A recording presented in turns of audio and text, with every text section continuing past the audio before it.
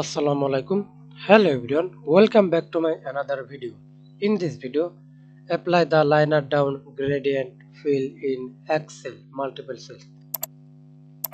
Then select single cells, select multiple cells, then hold control and select multiple cells.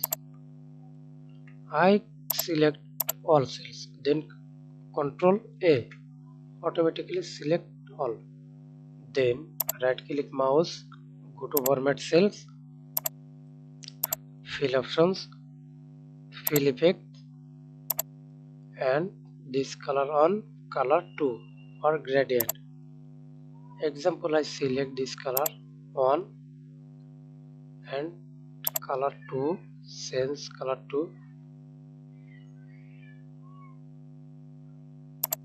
Okay, select your style, shading style, horizontal, vertical,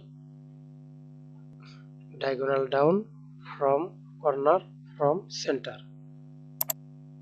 I select horizontal, then OK.